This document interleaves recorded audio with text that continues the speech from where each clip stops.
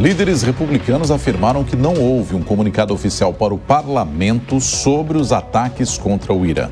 O Eliseu Caetano tem aqui mais detalhes e informações para a gente. E lembrando, né, Eliseu, que já havia uma discussão não só entre republicanos, mas também democratas, e que qualquer ação relacionada a esse conflito israelense tinha de passar pelo Congresso, né?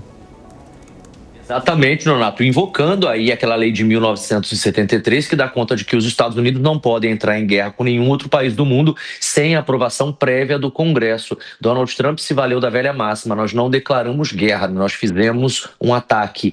E aí está a justificadeira de acordo com os analistas políticos por aqui, viu? Muito bom dia novamente para você, para Paula e para todos que nos acompanham na manhã deste domingo. Nesse momento, 8 horas da manhã com 14 minutos pelo horário de Brasília, 7 horas da manhã com 14 minutos pelo horário aqui da costa leste americana. Amanhece nesse momento aqui no sul da Flórida, a temperatura na casa dos 30 graus Celsius. Estamos acompanhando desde ontem, Nonato, desde as primeiras horas, dos primeiros minutos, porque o jornalismo da Jovem Pan entrou imediatamente com esse breaking news logo após a fala de Donald Trump através de uma rede social, da Truth Social, confirmando esses ataques. E estamos desde lá acompanhando não apenas as repercussões, mas também as expectativas dos próximos passos que serão dados, tanto pelo Irã, quanto, obviamente, pelos Estados Unidos e as demais nações do globo, porque, como bem disse o professor André Last, da Stand With Us Brasil, o tabuleiro geopolítico começa a se movimentar e deve sofrer uma modificação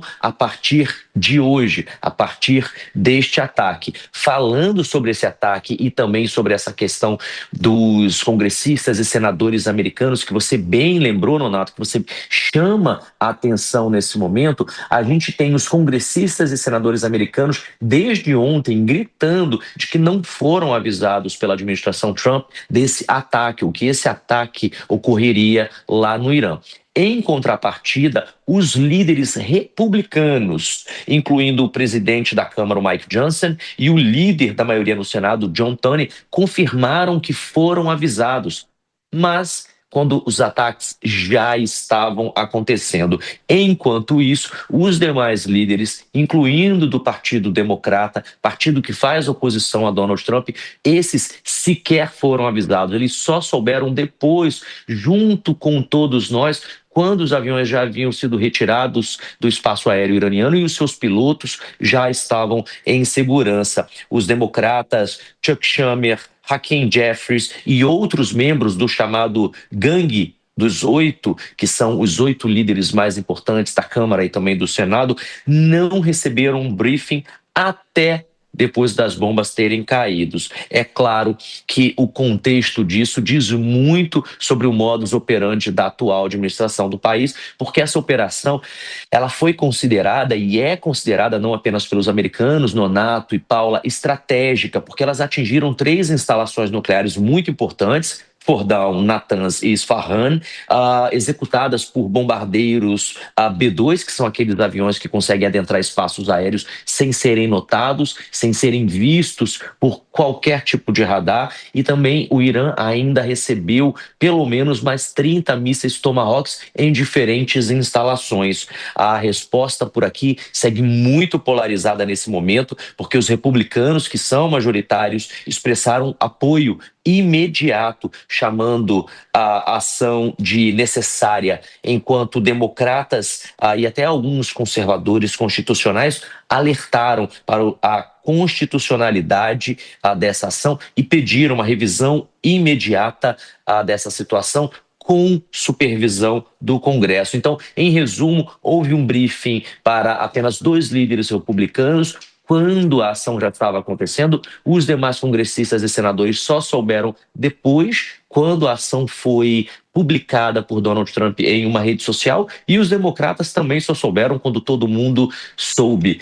E por isso essa reação política forte na manhã deste domingo aqui nos Estados Unidos. Falando de Washington, falando de Donald Trump ainda, Nonato e Paula, vale lembrar que Donald Trump, agora há pouco, nós do jornalismo da Jovem Pan News recebemos essa confirmação oficial da Casa Branca de que Donald Trump não tem agenda pública hoje. Nada foi agendado. Até por uma questão de segurança, Donald Trump teve a sua agenda do dia completamente cancelada. para que ele e a equipe dele acompanhem de perto a possível resposta iraniana. Aliás, que foi confirmada ainda há pouco, em coletiva ao vivo, transmitida aqui no Jornal da Manhã, transmitida na programação da Jovem Pan. Ele, então, e a equipe dele estão, neste momento, na manhã deste domingo, acompanhando de perto essa possível resposta iraniana, aguardando essa possível decisão iraniana de lançar ataques contra alvos americanos. Vale lembrar que não tem nenhuma reunião listada especificamente na Casa Branca, mas daqui a pouquinho, olha, são 7 horas da manhã com 19 minutos aqui, 8 horas da manhã com 20 minutos aí. Daqui a 40 minutos, mais ou menos, Paula e Nonato, vai acontecer lá em Washington, no Pentágono, uma coletiva de imprensa com o chefe do Estado-Maior Conjunto, o general Dan Kane, e também com o secretário de Defesa, o Pete Hegseth, que devem informar e trazer mais detalhes para nós, repórteres, sobre essa situação, sobre essa operação americana. Então, daqui a pouquinho, a gente também vai acompanhar isso aqui ao vivo no Jornal da Manhã. Eliseu, há um temor da população aí nos Estados Unidos? Já há alguma preparação para algum tipo de manifestação? O que se diz nas redes sociais? Queria que você falasse um pouco da movimentação aí do povo. A movimentação do povo aqui segue com muita cautela, mas já há uma movimentação política dos atuais líderes. Paula, ainda ontem, durante a noite, eu trouxe a informação de que o Departamento de Polícia da cidade de Nova York havia emitido um alerta máximo para os moradores, colocando toda a cidade de Nova York em alerta. Isso significa que escolas, prédios públicos, hospitais, todas as pontes importantes da cidade, os túneis que dão acesso a Manhattan, por exemplo, tudo, inclusive prédios religiosos também, todos esses equipamentos que fazem a cidade de Nova York funcionar e se tornar diariamente esse grande centro turístico, aliás, o maior centro turístico dos Estados Unidos, estavam em atenção e recebendo um reforço policial. Não apenas dos policiais da cidade, mas policiais do FBI e do agente secreto.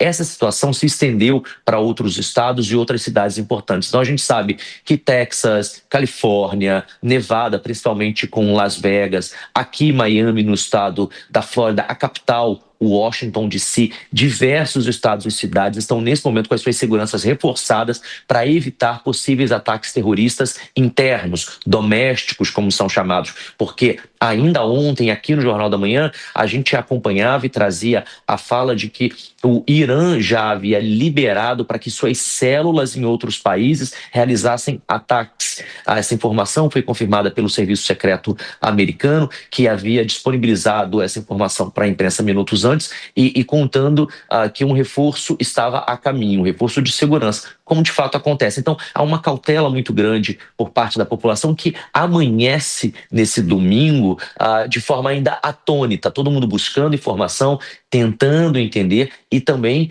na expectativa de que até que ponto esses alertas vão ser colocados para a gente em forma de shelter in, que é o seguinte, é quando você é colocado em toque de recolher, que é o que está acontecendo em Israel desde a noite de ontem. Israel entrou também em alerta máximo e de lá a gente tem a informação de que os moradores todos devem permanecer em bunkers, em shelters, em abrigos antimísseis, exatamente porque o nível de possibilidade de um contra-ataque, não apenas em Israel, mas também nos Estados Unidos, é muito grande. E como o Nonato falava, ainda existem os riscos de ataques a bases americanas espalhadas por outros países do mundo. Então, os militares também estão em alerta. Nesse momento que a gente vive, é um momento de expectativa, é um momento de muita aflição do ponto de vista de que, enquanto moradores, né, e aí eu falo porque eu moro aqui há cerca de 11 anos, existe essa expectativa. O que será que vai acontecer? Seremos atingidos?